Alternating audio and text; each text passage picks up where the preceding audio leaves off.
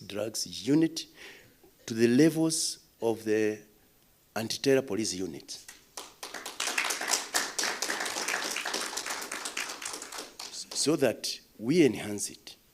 And we are moving in that direction together with everybody here, including Nakanda, and the other donors who are like-minded with us. And we are working so that we can be able to have a very, very strong team, because we believe that some of the proceeds from these drugs also go to finance terrorism. So our teams are well funded, they are well resourced, they are well equipped, they are well trained officers who can actually be able to do that. So we are on that trajectory, and we are ready and willing to work with everybody in that direction. So that is actually our commitment in that direction. And I want to give maybe a small story. Deputy Inspector General in charge of the Kenya Police Service, I think way back in 2023, somebody said that there is a new sheriff in town and we need to pocket him quickly, which was loud and clear. He said, number one, can be able to mess up with our youth.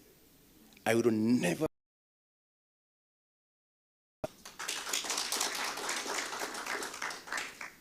I did call all my teams, all the regional commanders actually, who are responsible for our regions within the.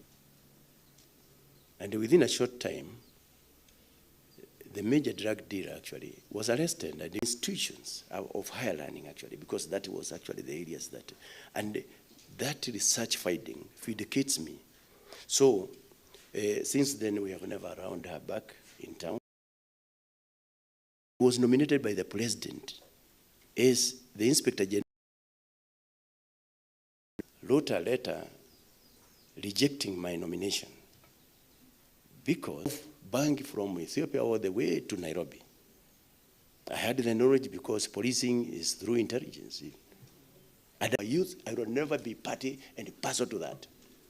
And with those few remarks, let me say thank you. Thank you very much. Cabinet Secretary, it is an honor and a 2024. This report marks actions of higher learning are protected from the dangers of drugs. Of our core responsibilities is to conduct and disseminate research that provides critical insights into the patterns, drivers, and the impact. If we do not act decisively, we risk losing the entire generation to addiction, mental health challenges, and wasted potential. This is why today's launch is not just a presentation of data, it is an action. It is a call to action. At this juncture, I wish to extend my heartfelt appreciation to the esteemed institutions that play a crucial role in this study, including University of Nairobi, United States International University, Africa,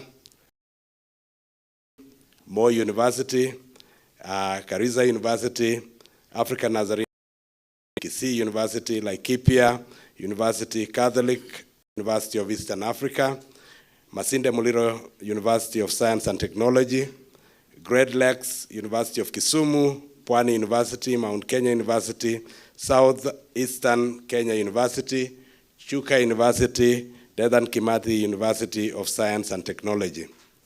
Additionally, I extend my deep gratitude to the Kenya National Bureau of Statistics, KNBS, for their invaluable support in data analysis and report compilation. A special note of appreciation goes to Nakada Management, led by the CEO, Dr. Mirikwa, for the successful initiation, implementation, and conclusion of the study. Let's appreciate all our stakeholders, and thank you, CEO, and your team for a great job well done. As NACADA, we are committed to ensuring that the findings and recommendations from this report inform our policies, programs, and interventions targeting university students. This is not just about statistics, it's about lives, it's about dreams, and the future of our nation. As I close, allow me to appreciate our chief guest. Your presence here, sir, is a testimony of your love for the youth of this nation. You have many things in your schedule, but the fact that when we invited you, you said, I will be here today, and you came, we greatly appreciate. So let's appreciate our CS for that. And we want to thank you for gracing this occasion. And again, I want to appreciate, as I had said earlier, the IG.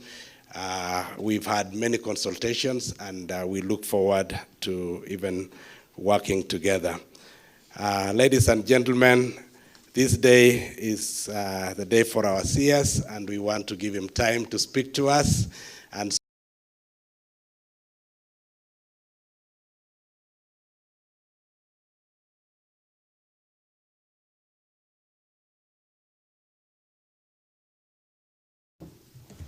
Thank you very much, Chair. Please be seated. Thank you.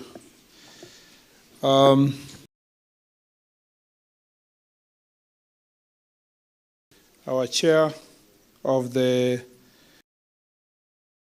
Professor Washike Wanjoi, DVC University, Dr. Simon Obwato, the Board of NACADA, distinguished ladies and gentlemen, good morning. Good morning once again. I'm Jambo. First of all, I'm really honored and privileged to have been invited to this very important launch. And I am very happy to see that the universities are playing a critical role, and they are doing a very good job in informing this research, because we do not want to crop in the dark, guessing what we want to do. As in furtherance of this research, I want to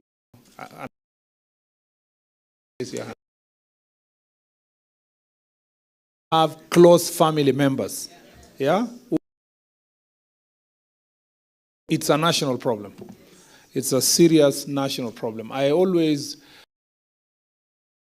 I conversed with the person next to me, my friend here, when we are sitting with the political leaders, whether at the highest level or even nucleus family members who are struggling with alcohol. So this is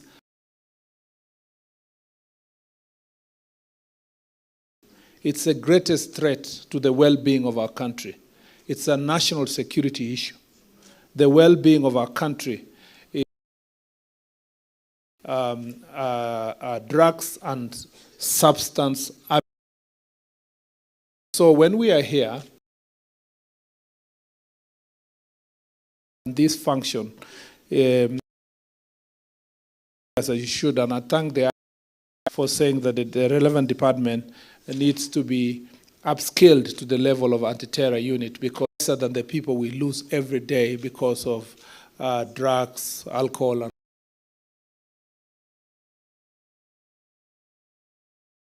as serious as it should. I thank my friend Wanyama Chebusiri, who spoke about only his village.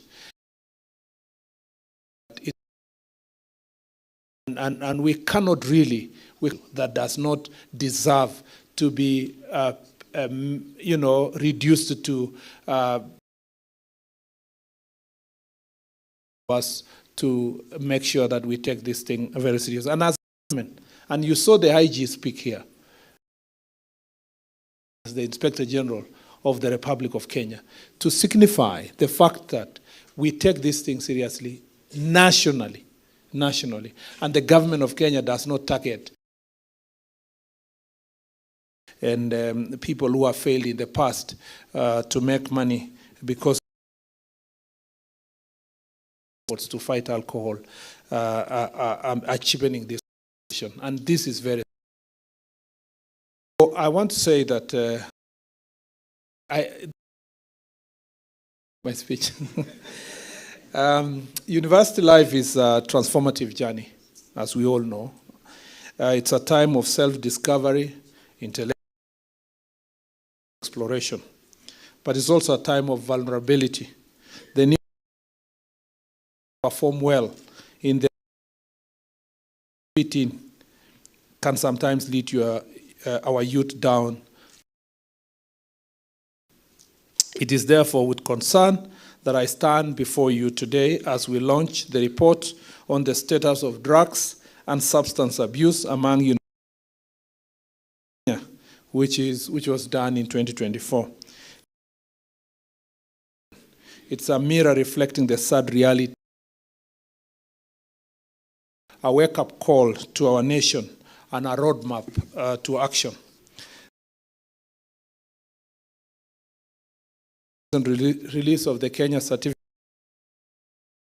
national examinations, thousands of young Kenyans have to transition to universities, a pivotal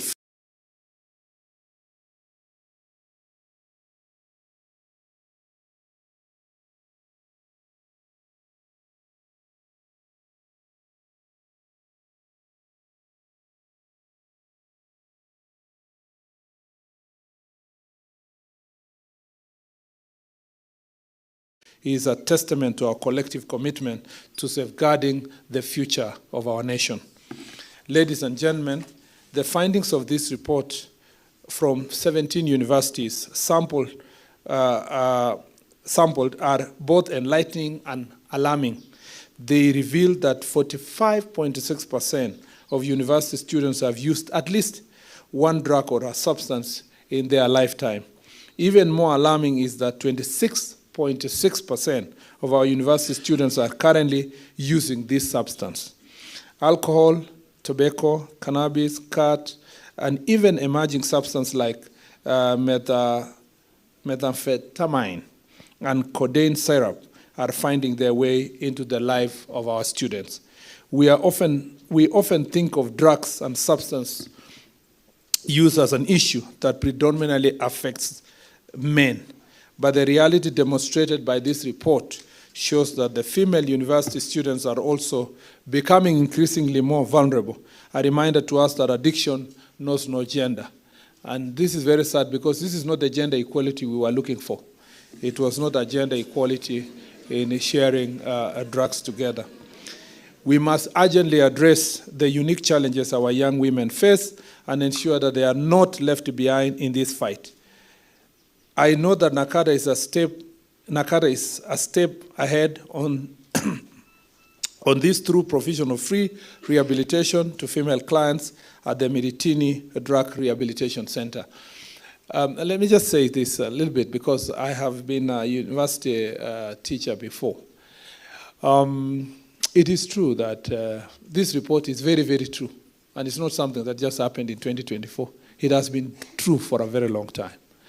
And it is also true that our staff in the university, including lecturers, present or former, contribute immensely to the distribution of drugs in the university and alcohol. In fact, it is true that lecturers intentionally invite students for going out and buying alcohol intentionally. I know some of you are since graduated, but it is true that your lecturers took you out and they bought you alcohol. So as a matter of fact, many young students, and especially female students, become victims of the same.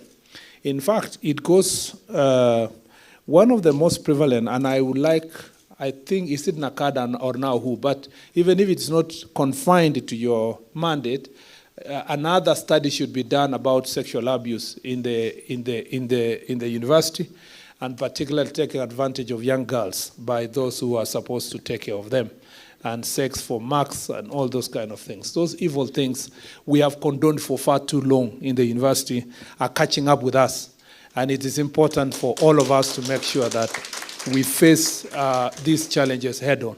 And it's very good to have a vice chancellor who is a lady vice chancellor here, and I believe take up also in the university. And Lord, let's not hide it under the carpet. I know professors who used to harass students, and they never really, and some students never graduated because they never fell into their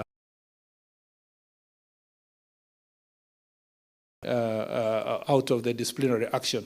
There is a problem with our universities, and we must start running universities as proper institutions, universities that can respond to this challenge, and we must face it. And I speak as your former colleague.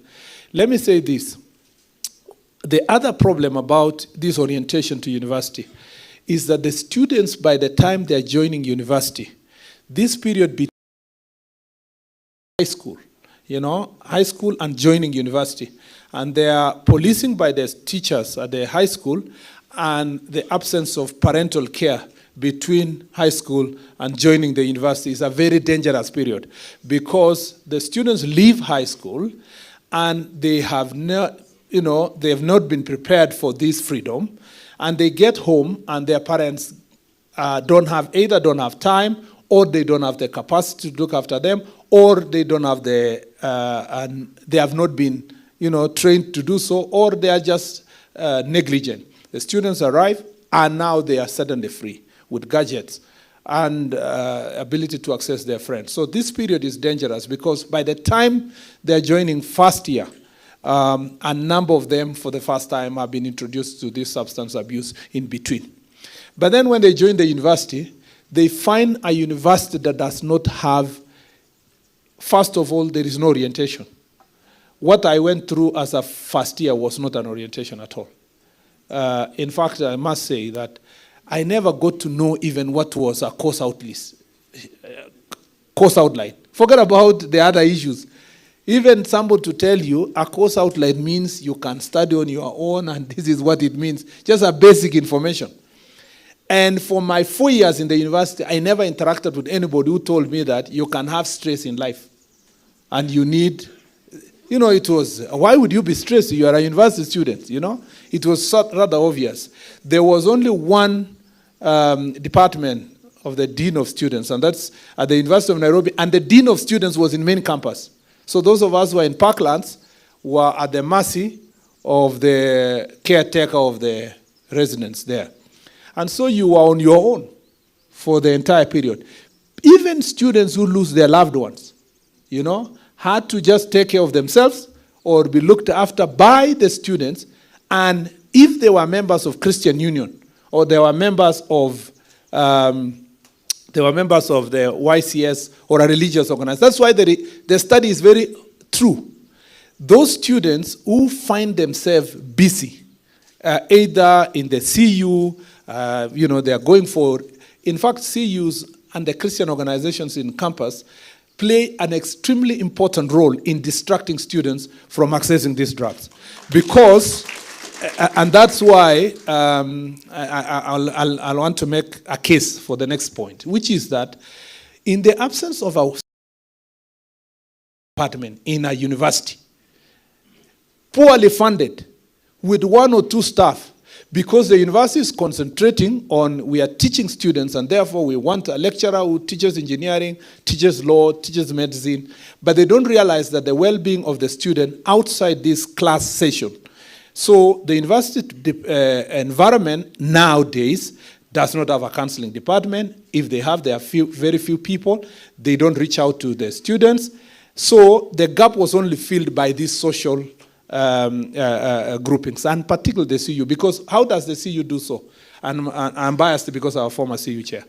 And I speak for the CU, the YCS, and the other groups. Because you are going for Sunday service as a CU, you have maybe a Tuesday, prayer session, or you have a Bible study on Tuesday. On a Wednesday, you have something. On a Saturday, and you're all, and you are visiting each other in the rooms and. So if you have a small problem here, you feel you are part of a family. The same to the and the other grouping. And therefore, that as themselves. One of the gaps that was filled then for some of us was the what we call Fellowship of Christian Unions. Then some campus staff would come, reach out to you, and there were very few of them, and now they are also overstretched. You must, as universities, provide ways of filling this gap. And you must not continue looking at counseling and looking after the students as part of the university with properly hired staff who are looking at put as part of the budget of the student. If we don't do so, we will come back to these statistics again. Be stressed way after I left school. Yeah, way after I was feeling my stomach, I was getting tired, I was bad. Then I was told there's something called stress. Being stressed is ostracized. You are not allowed to be stressed as a young person. What's wrong with you? You should be enjoying life. And so mental health is here, that these findings call us to do something about the well-being of our students in the university. We must urgently address the unique challenges that these young people are going through. The revelation that female students across the universities are having higher prevalence of moderately severe 6.4% and severe 4.1% depressive disorders compared to their male counterparts 5.2% and 3% respectively is a matter of concern to the future of the girl child. As revealed in this report, alcohol was the most available substance among the students at 87.3%, followed by cigarette 64.4% and shisha 41.2%. Of these students, we are left with one big question. How can we curb availability of this substance? This calls for our deliberate and collaborative effort in the fight against drug and substance abuse. Again, availability of alcohol in the school environment. I don't think you will succeed to ban alcohol in the university. And I don't think it will be easy. And I don't think students are suffering because of good alcohol. Okay, as a pastor, I don't know what's good alcohol, but I know something about it. Yeah? Most of the students who are addicted in the university is not because they are drinking beer. Let me say so, because we had a long discussion in the cabinet about when more taxes on certain alcohol and reducing others. I don't think beer is one of the cause of addiction in the university. No. I believe that the real cause of addiction is the cheap alcohol, this ethanol that students are being sold to, very cheap in those small bottles. And I don't know, the latest one is called something, I don't know. There's one that is coming through Uganda that has an interesting name. It's called, yeah? Not Waragi. I'm talking about some of these small bottles, very cheap sachets that are being sold around here. Those are the ones. Spirits and these others, funny alcohol here, are the ones that are causing more problem. Why don't we ban those ones first from anywhere near the university and designate the canteens to say you can only sell certain level of alcohol. If you are selling beer from EABL, it will mean, as one of them, I'm not marketing for EABL, but it will mean it's expensive, fairly. A student cannot afford to do four bottles, 5 bottles of the same, you know. We can also put regulations in the university to say, once a student has been established to be addicted, you cannot sell alcohol to that student. And that information will be made available to the canteen, that this student is so-and-so, and so-and-so, and so-and-so, and you can't sell alcohol to these students. Yeah, it is possible. Under rehab, we provide the rehabilitation mechanism. There must be a conversation around this issue. Because if you tell people you will completely ban alcohol in this area, what will happen is that they will go look. You will actually create a demand underground for more dangerous and cheaper substances and make them get high very fast. The report further revealed that friends contribute 66.4% of sources of drugs, with evidence showing university students being involved in the supply and sale of drugs and drug substance. This is a wake-up call to our children to be careful with friends. We parents should also endeavor to know our children's friends. Sorry to be off many times, but we know students that have been in the university forever. Yeah, at the University of Nairobi, they have been in the previously notorious students who never finished school. And they're very rich. And they are doing no business and extremely influential. And they are in the leadership of the student leadership. So you have that line of students. We must be able to investigate why a student is not leaving school, you know?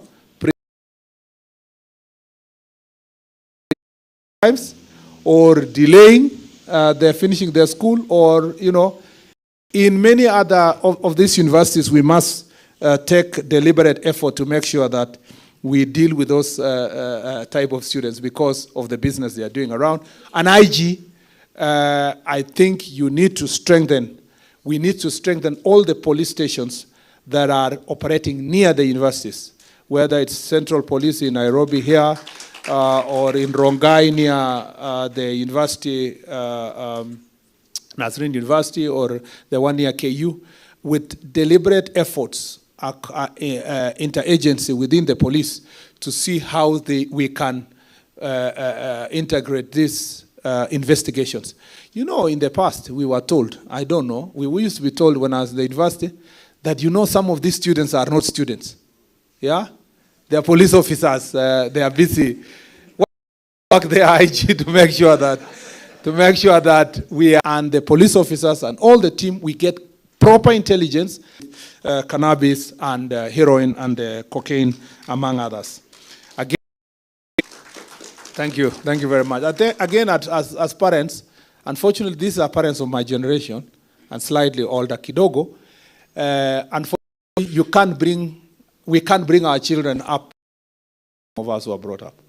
Yeah, where you say, I said bye to my parents in Mbobut Forest, and they don't know what you are doing until they know that after 4 years they must come for graduation. They don't know what supplementary, they don't know anything. Yeah, you can't do that. We have to monitor to know where their children. People thought it's political. It is not. As must do something different. Know our children, know their friends, know what they do, and so that we do not regret when they are eventually addicted. Whereas technology has come as a boon, aiding access to academic, also revealed that there was an increased use of online platforms and websites for promoting the sale and use of drugs and substance. As a government, we shall not allow this to continue. Anywhere is a crime everywhere. It doesn't matter whether it's committed online or offline. Children's future by peddling drugs. The anti-narcotics unit within the Directorate of Criminal Investigations must therefore up their game in their enforcement of narcotic drugs and psychotropic substance abuse. And I thank you very much. And I thank you, IG, for confirming that we are going to strengthen. It's important that we do so. And we must psychotropic substance, abuse of psychotropic substance, to the level of anti-terror. To do their job, it's our duty as government and as the police department to make sure that we are doing everything possible. And I want to thank you, IG. The operation that was done recently by the National Police in Marsabit was, yeah, in Marsabit and Isiolo. I saw some people the other day saying, oh, some young people have been arrested because the president visited Isiolo. We don't play with national security. We are very serious people. And I told you that once we sit here, we know what's happening in our country. There have been criminals from the Oromo Liberation group that have been bringing drugs from neighboring countries. And they have been hiding somewhere in Marsabit and Isiolo. A number of the people we arrested who are aiding them, including professionals like doctors, who have been arrested, who've been helping facilitate these criminals in their activities, criminal activities, but also in selling the drugs that they have. A lot of bang was confiscated from them. And we arrested so many of them. And that's why when we say we need support of the media, when it comes to crimes like this, including county officials that were arrested, will face the full. And I must say this, and leaders who are hiding behind by mobilizing young people, giving them alcohol, and asking them to come and heckle meetings and dragging them to make sure that they do so on their behalf. We are coming for you. And when we say we are coming for you, we mean it. Where politicians coming to a funeral of a person they don't call anything, they don't even know, they have absolutely no relationship. Family that is mourning. Because of your political competition, you know, you're asking weekend, where is the biggest funeral around? Who has died somewhere? You start organizing young people, give them drugs, give them alcohol, bring them to a funeral that living there to cause mayhem and fights. And you've seen they have recorded statements. The governor recorded a statement. You saw the former CS recording a statement. And everybody will be held into account.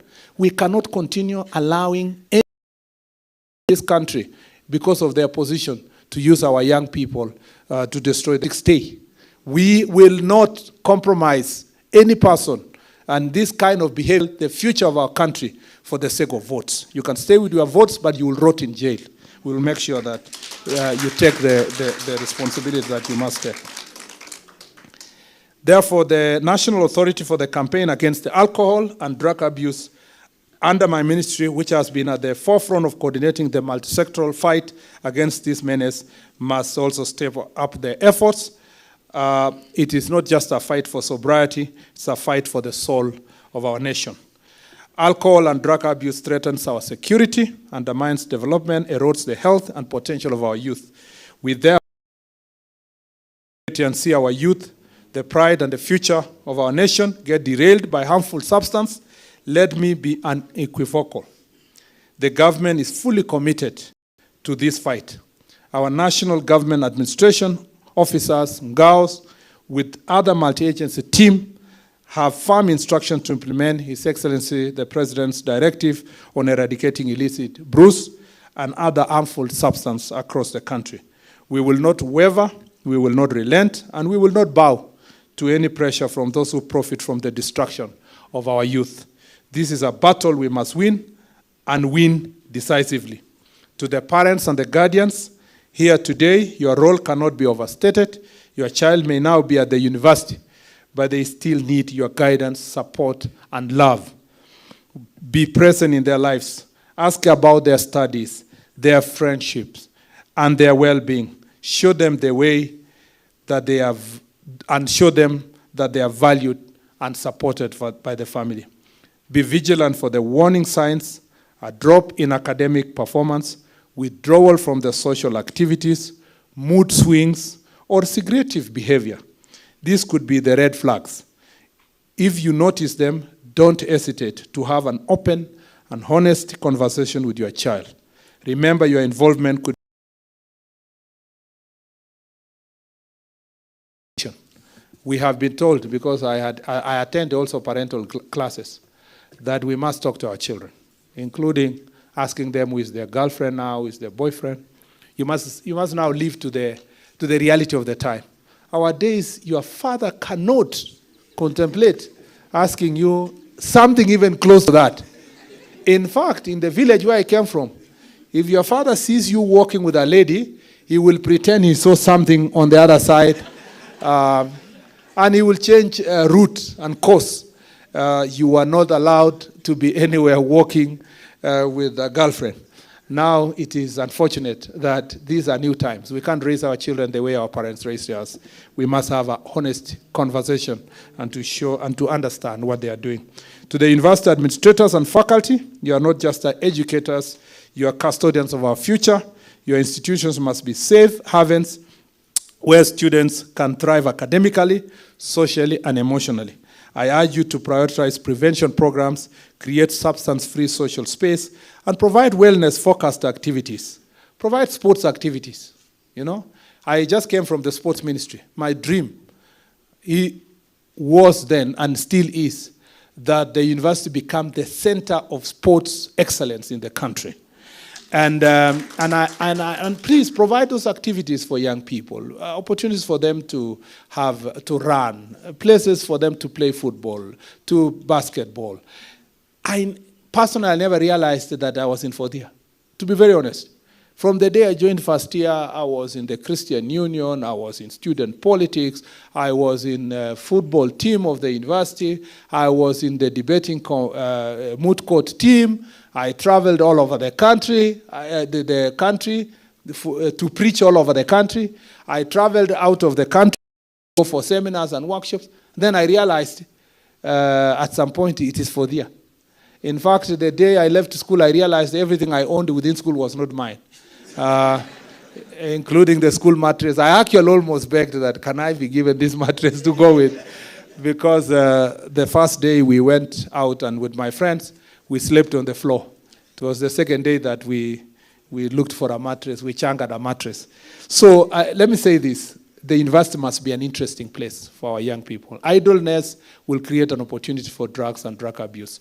We must make sure that somebody is playing some role somehow in some activity and busy, whether it is Rotary Club or something, or they are in Red Cross or volunteering in St. John Ambulance or something, so that then we can keep them as busy as possible and make the university more interesting and make their grading even more interesting with extracurricular activities, and we look for those activities. Equally important is ensuring that students struggling with addiction can seek help without fear of stigma or judgment. Let us build universities that nurture not just minds but also character and resilience. The idea that you expel a student because they are addicted may have to be revisited. Yeah, because I have now grown up and I've been told that addiction is a disease like any other disease. Instead of expelling them, you have to find ways of making sure that they are treated because they're looking for treatment. So there is a whole focus on change of mind to make sure that this sector, the choices you make today will shape your future. Drugs, your health, your dreams, and your potential. Employers today are not just looking for academic.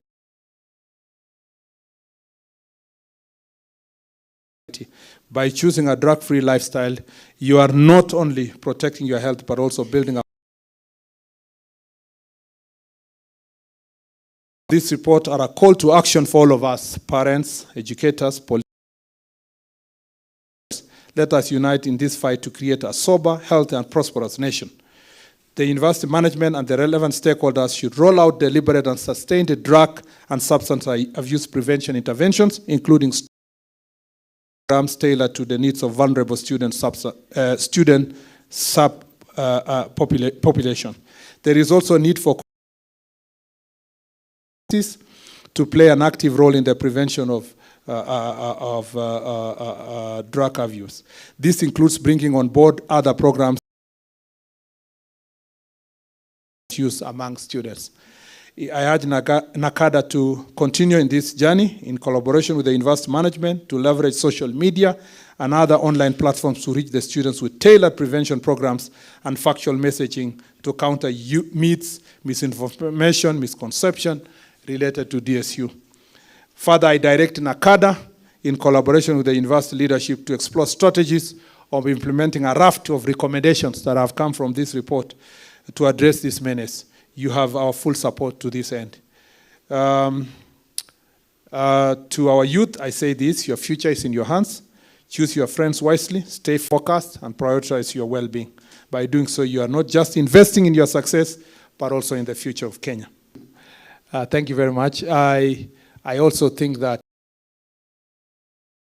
and the religious institutions have a very strong role to play, and we'll support you. But also, the report that the CEO, in the CEO remarks, you saw he mentioned that Gen Z campaign together with, Meanwhile, religious leaders were sitting somewhere saying, our children occupy everywhere. Let me tell you something. They will occupy that church. You remember in that campaign, they were beginning to say, kila mtu aombe Mungu yake. Kila mtu aombe online. Soon, you'll have our churches as empty as the churches we see in Europe. You know? And then we will not have centers for taking care of these young people. Let's do this. Well, and we are glorifying it. You know, you are glorifying it and calling our children's names. That glorification of that defiance is going to eat us in the near future. In a terrible place, because I have really spent a lot of time. I have also another program with the IG. I hereby declare the report on substance use among university students in Kenya 2024 officially launched. Our chief guest. We launch it first. We launch it.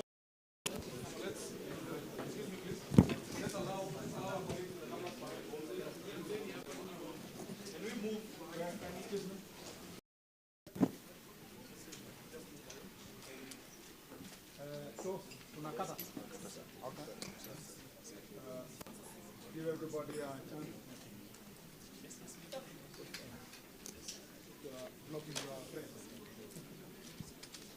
Are you ready?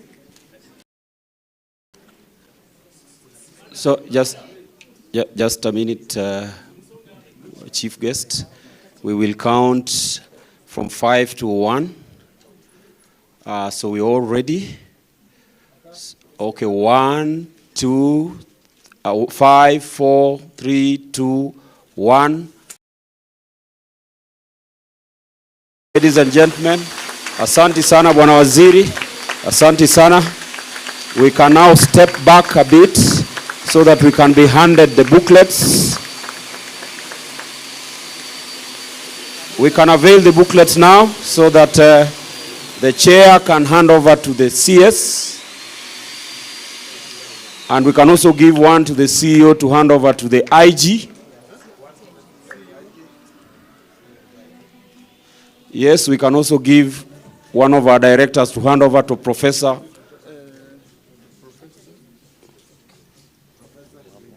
Sorry. Let's get one. Let's get another one for the CEO. We can give other directors the copies.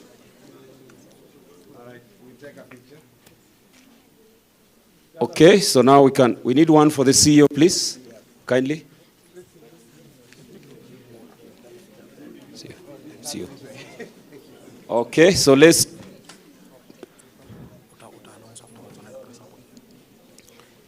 Okay, so let's ensure that the right page is on the front.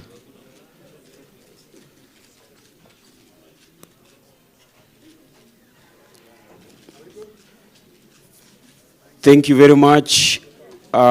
Chief guest would request that